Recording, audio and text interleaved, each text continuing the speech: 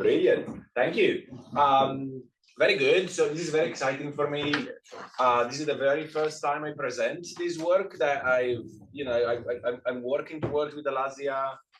And this is not just a work in progress, really. So as you should have been able to see from the abstract, and as you will see shortly, there are whole areas where we haven't quite worked out even what we want to say. So we're very interested also in some sort of blue sky feedback, open recommendations, just whatever you want. So we have sort of started. Well, we have decided to work towards this article on the media on the back of this book.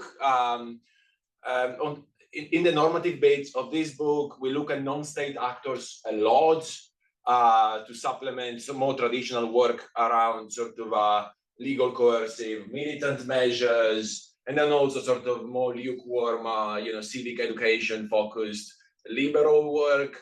And yet, we managed to look at all sorts of non-state actors and say basically nothing about the media, which is interesting, I think. And it is also interesting that this is a gap that we share essentially with most of the rest of the literature on democratic self-defense, at least on the sort of more political theory, political philosophy side of things. There are plenty of big books, and they all sort of pay very little attention to the media. So this seemed like, high time, to more analytically look at the responsibilities of media actors in pushing back against democratic erosion. So the way I've done this so far is I've taken a very close look at relevant empirical literature, as you will see in a second, especially around the link in between affective polarization and democratic erosion, and then more upstream around essentially the contribution of the fragmentation of media systems and affective polarization. So on the basis of that sort of review of the literature, Alasia and I plan, first of all, to sort of argue that we should recognize a further role that the media should play within a liberal democracy that is not normally underlined within the sort of political philosophy of the media, which is a sort of a stabilizing role for the very sort of liberal democratic regime. We want to say that, that is a very important role and should take even priority in case of conflict with other roles that are more often discussed. And then we plan to move on to, at the very least, start a normative conversation about what a media system should, broadly speaking, look like to be able to play that sort of stabilizing role. So starting with the first pocket of empirical literature, we looked at, as I said, that is a literature that focuses quite a lot on affective polarization, so not quite this distance in between the belief sets that the supporters of competing parties buy into, but the sort of feelings that they harbor for each other. So how much people sort of dislike, distrust people who come from opposite political camps. And the sort of the take-home message from this literature is that, again, this literature suggests that affective polarization contributes to the erosion of democracies. So there is, pushing in that direction. I came across a sort of a family of comparative studies looking at, a great many different countries across the world, and also, quite different time frames. And they seem consistently to find that essentially the higher the affective polarization and essentially the worse the country in question performs against key indicators of liberal democratic health, especially beyond a certain threshold of affective polarization that, some scholars call toxic affective polarization, other calls, I think, pernicious affective polarization. And the proposed mechanism is an interesting one. It goes back to some of the things that we were discussing with Jan yesterday.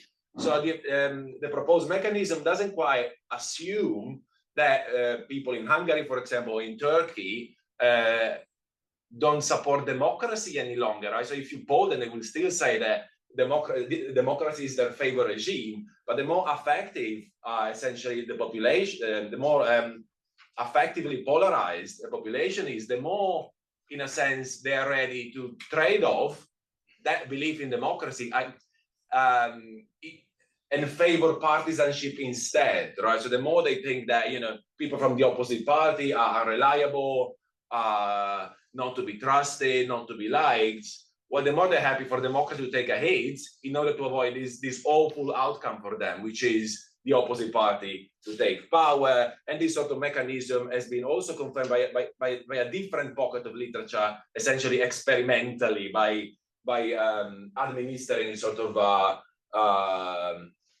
mock election choice situations to differently effectively polarized sets of respondents. So there is the first pocket of literature. The other pocket of empirical literature is, of course, the contribution of media environments, and in particular, sort of highly fragmented media environments towards effective polarization. And there is a lot of work on the US, which is, of course, massively fragmented in that way as a media environment. But more recently, more comparative work has also started emerging. And the take-home message is that, yes, depending on how you structure a country's media environment, so the impact on effective polarization can be very, very different. So I approached this project thinking that social media would be my main focus here, but actually the surprising sort of thing that I found is that that is the sort of media about which the jury is still out. So empirical researchers, you know, struggle to prove anything really yet, at least in between the impact of social media and effective polarization, even though, you know, some studies, you know, think they can suggest there is a link there, but that is the least sort of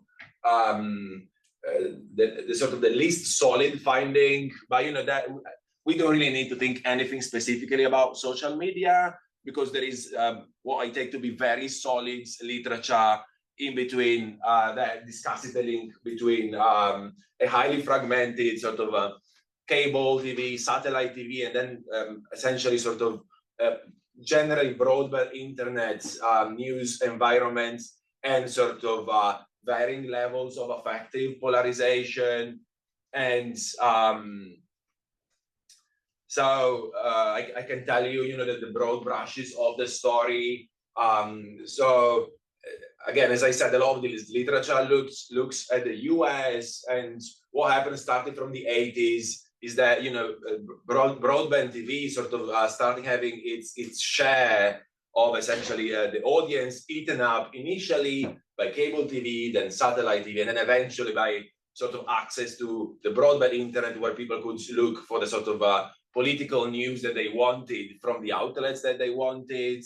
And what they made to start, what happened as a result of these is that, first of all, people suddenly had the choice of, if they wanted, essentially giving up news media altogether. If they weren't sort of politically focused individuals, a lot of people in the US just gave up news media altogether and only accessed media for entertainment. That changed the game entirely for sort of news providers, especially around the clock, sort of 24 hours news providers like Fox News, and then eventually also sort of news providers' websites. The game for them at that point became to attract the attention and of people who were already interested in the media. So people were already sort of interested in politics, and essentially hook them up, sort of keep their interest active and nourish it. And so sadly, people are more interested in politics the more partisan they are, right? So what happened to then the game of that sort of news media provider really became also to sort of speak to a certain choir, right? So and sort of really heighten that sort of partisan sentiment in the positive, but very, very, very often in the negative, against the opposing political parties, and mobilizing outrage in that way. And that meant that, you know, the users of Fox News and other 24 hours sort of news channels, as well as, you know, the users of sort of political news outlets on the internet, grew more and more affectively polarized in the process.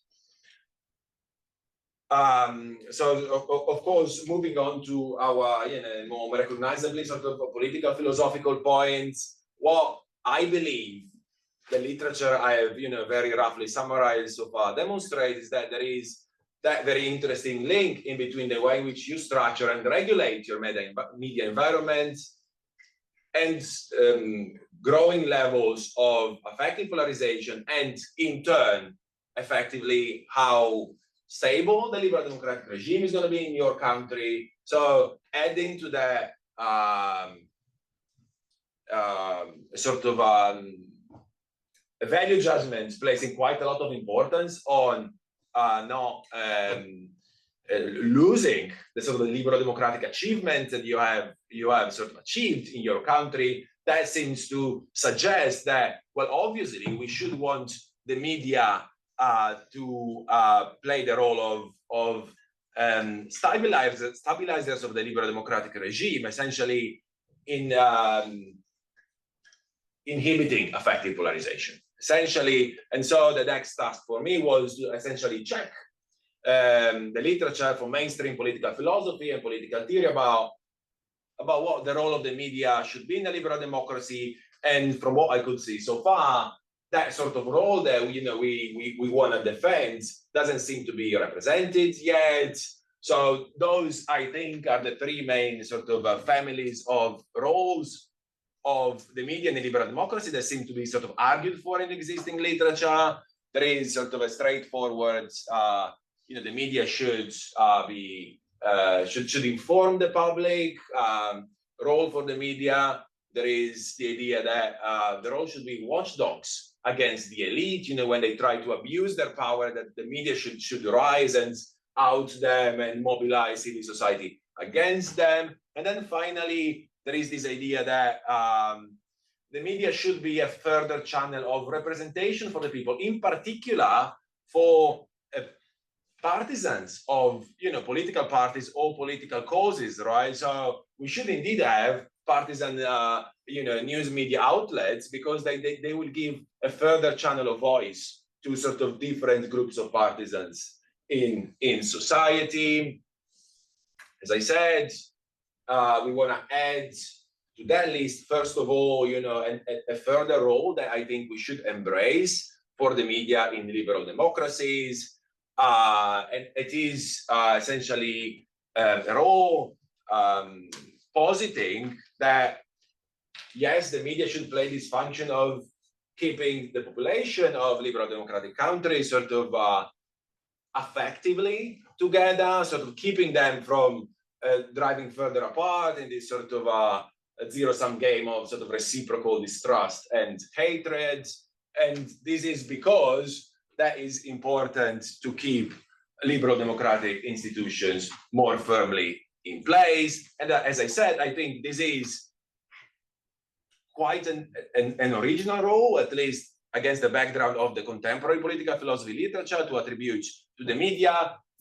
If I had to find the sort of the closest link to existing roles from these slides, it would be the watchdog role, because something I didn't say when I presented the empirical literature is that the link in between effective polarization and democratic backsliding is essentially mediated by opportunistic political entrepreneurs very often, right? So that the big authoritarian leaders that we know from countries like this one, the idea is the first time they got into power, the polarization was lower than it is today, but they were smart enough sort of feed it when the first time in office, so that the next time around they could start, maybe again playing fast and loose with democratic norms, and denting liberal democracy in that way, because again they could rely on a more effective polarized constituency who would then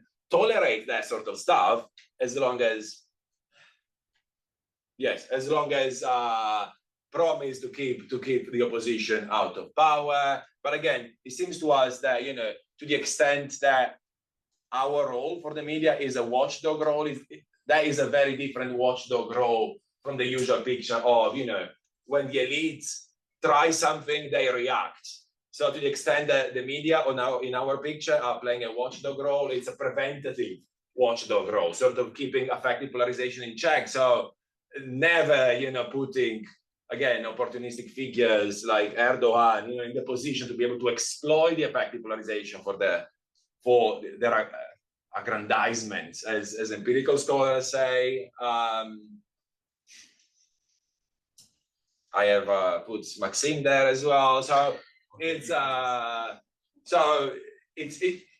we anticipate this is going to be a controversial role for the media, in particular in the sense that it contradicts frontally the role of the media as channels of partisan voice, because obviously the slanted sort of partisan nature of highly fragmented media environment is exactly what seems to have, well, among other things, but contributed greatly to messing up the US, for example. I find this also in tension with important contributions from the literature from Maxime, also, for example, from Regina Arini, that looks at the same issues from the perspective of the consumers of the media, trying essentially to justify these very highly partisan sort of news consumption habits that we find in our countries. Because, for example, in the face of this contrast, we would say that, of course, sort of protecting the stability of the liberal democratic regime should be considered to be a greater good and much more closely related to the sort of, the summum bonum of, the liberal democratic legitimacy, then, maybe on some dimensions making democratic representation better by adding that extra channel of partisanship voice. So if we wanted to keep that sort of role of sort of voice for the media, that would have, even just a philosophical level, we believe to be sort of heavily caveated, exploring one of different possible avenues. And now I realize I don't have the time to explore, but really putting partisanship in the back seat, right? Sort of, for example, objective accuracy first, and then when that sort of underdetermines the sort of communication you have to deliver to your audience, then maybe sort of partisan values to fill the gaps. Going back to a literature, for example, Maxime already explores, in that area in his PP, well, one of his PPA pieces, from philosophy of science, essentially, from sort of the value ladenness of essentially descriptive work. And then finally, very briefly, there is this second sort of contribution you want to offer, which is the exploration of normatively speaking, what the implications of all this should be. And again, we still need to do a lot of reading and a lot of thinking in this area. So any recommendation would be highly appreciated. From what I can see at the moment, it looks like there seems to be a bit of a sort of a militant liberal democratic vibe to the direction that our argument will probably take in this area, in the sense, militant democracy in the sense of the only way of protecting democracy is effectively to pass policies that on the face of it, look very much anti-democratic. And in fact, similarly, it looks like what we are recommending here is that the US, 30, 40 years ago, should have, to protect the stability of its very form of government, should have absolutely not go down the route of the very liberalization of its media environment. And in fact, if you look at the more comparative empirical literature, it feels like countries, for example, from Europe, with very strong public service broadcasting, which of course means, slightly sort of more controlled media seem to be doing better in terms of consistently better in terms of effective polarization. So at the very least, we might want to play with that theme. And then who knows, maybe propose even further sort of regulation of the media. Again, I haven't read much yet. And then, of course, another parallel with the militant democratic literature is that this is normative work, right? So it's a bit like Loewenstein, fleeing to the US and looking back in Germany and thinking normatively, right? What should Germany have done, right? So that's all that he was able to sort of reflect at that point. And equally here, there is nothing normative I think I can recommend to the US, for example. For the time being, as far as the media are concerned, they're cooked. The idea is, in times of liberal democratic quiet, right? So how should we shape our sort of media environment to be able to play that function? And that will be it. Looking forward to your questions.